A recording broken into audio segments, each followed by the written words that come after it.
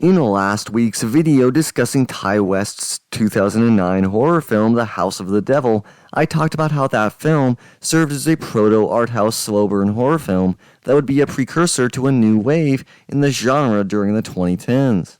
This wave would be called elevated horror, or post-horror by some film critics, with these films' exploration of psychological themes seen as growth for the genre away from the torture porn films that defined the beginning of the century.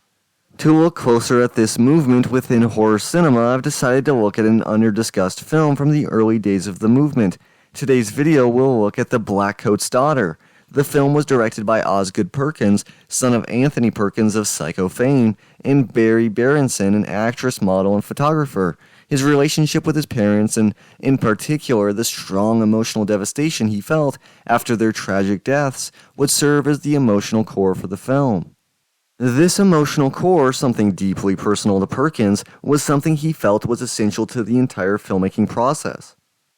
If you're going to create anything, it's important to be open to sort of the deepest levels of what you have going on inside yourself, and to allow for spontaneous, it's like spontaneous recollection. It's like allow yourself for things that you care about that are deep down inside. This sounds so corny, but I think it's true. It's like to allow yourself to show things that matter to you. Allow yourself to sort of put your own meaning into everything, because who else's fucking meaning are you going to put into it? It's the other job. My other job as the director is to make sure that I'm doing something here that means something to me. You said you were going to Portsmouth. Nobody needs to know what it is. And even if no one ever knows what it is or figured out, even if there was no such thing as DVD commentaries, it doesn't matter. As strange as it may sound. It matters that I put it in there. It just helps the whole thing. It just helps the whole piece, I think, have a life of its own. I love that statement so much, and listening to the commentary itself is an enlightening experience. You can tell by reading interviews and exploring the special features on the film's Blu-ray just how much this film meant to him. It would serve as his directorial debut. He had not directed a short film, a music video, or a commercial before his feature film debut, instead having worked on several films as an actor and writing a few screenplays. This would be a major jump for Perkins, and he explains throughout the commentary track just how many very talented people helped him through his journey, as well as the numerous instances of good luck that permeated the film's production.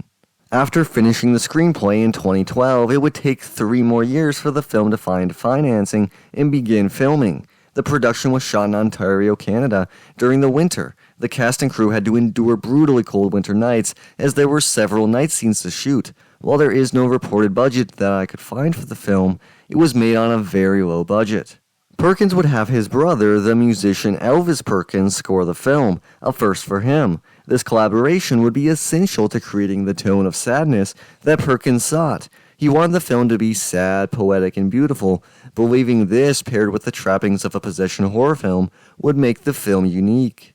It is clear when watching the behind-the-scenes featurette on the Blu-ray just how many members of the cast and crew believe they are making something elevated. Numerous cast members made remarks about how it's not just a horror movie, that it's more than just a horror movie, or that there is more going on than in a horror movie typically. This attempt to distance the film from the genre it's a part of is something that would become very typical in this new era. It's a trend that I will discuss in a bit more detail later in the video. The film would be distributed by A24, who would become a major player in this new emerging horror scene. A24's name has now become synonymous with these art house slow burn horror films, distributing The Witch, Hereditary, Midsommar, It Comes at Night, and others. A24 would release the film on a very limited run and would work alongside DirecTV, which would release the film under their DirecTV Cinema Video on Demand banner. The film's world premiere took place on September 12, 2015 at the Toronto International Film Festival, with the film's official theatrical release not being until March 31, 2017, after it had already been released digitally. The film made slightly over $140,000 at the worldwide box office, with its home video release garnering over $733,000. The critical response was positive, and the film has slowly garnered a small following in the years after its release. It's not the first film you think of when you hear A24 horror film, but it has made its mark. With that context being laid out, let's explore The Blackcoat's Daughter. Perkins and his team did a very good job establishing the tone of the picture. The score, the acting, the photography, the locations, and the cold weather conditions all add to a solemn atmosphere. It reminds me in a way of the Silent Hill video games, or at least how I feel listening to the Silent Hill music compilations on YouTube. Some elements ratchet up the tension, but it's all done in a way that culminates in this overwhelming feeling of sadness. Perkins has turned the possession movie on its head. First, the film's use of nonlinear storytelling is done in a way that enhances rewatches. Once you understand what's going on, it becomes so clear on rewatches. Like with The Sixth Sense, when you rewatch, you see how obvious the film was being in its foreshadowing. We also get a great twist on the inherent evil of those films. Instead of this film following the same path of a parent worried about their kid being possessed and fighting to save them, we get a child coming to terms with the profound sense of loss she feels after losing her parents. She finds comfort in the devil and welcomes the possession. The exorcism is a traumatizing experience that leaves her feeling empty and completely alone in this world. I find this inversion of the standard tropes of the genre to be brilliant. Perkins bringing his emotional devastation into the narrative provides the film with a deep sense of meaning. Every frame brings us further into the isolation of this world. The mounting tension is done in a way that fulfills genre demands while working to get back to the core of the mystery. The mystery being solved does not bring catharsis or a feeling of resolution, but instead creates a deep sense of loss and emptiness. The violence in the film is well done, cold, and efficient, which adds to the characterization of Kat. She doesn't revel in the violence. She does it because she needs to. It's a necessary evil to ensure that she won't be alone in a parentless world. Little moments throughout the narrative showcase characterization through glances, unspoken thoughts, pregnant pauses, and moments of silence. This is not a film that tries to over-explain itself, instead relying on a sense of emotional logic to carry the narrative. The emotions of Kat and her devastated and crumbling inner world are the point.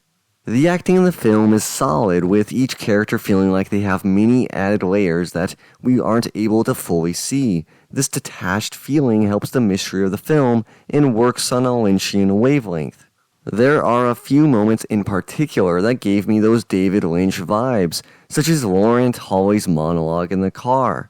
These are emotionally devastating moments that feel so real, but also have this weirdly unsettling distance to them that makes the film both deeply emotionally distant and resonant.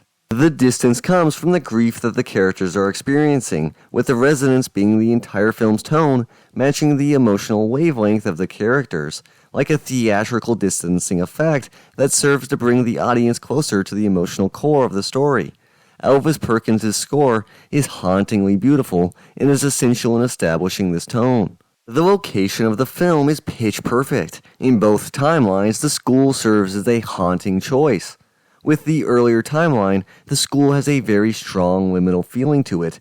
With the girls going home for the break, we get this slow trickle out of the life of the school, leaving our characters in this strange empty place, a place that they remember being filled with the bustling of teenage girls, but is now home to this lurking dread. This strange sense of impending doom and bleak, devastating loneliness. When we return to the school later, the abandoned nature of the building perfectly represents the inner world of Kat.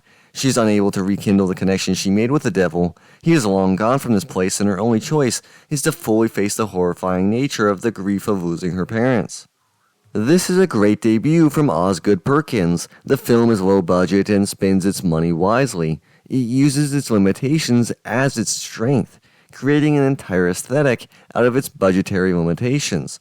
This is not an elevated horror film, however. The term is, of course, an ahistorical assessment of the genre. The idea that only in the 2010s has the horror genre dared to move into the realm of serious filmmaking that examines what it means to be human is a completely ridiculous one. This is ignorant of the entire history of the genre.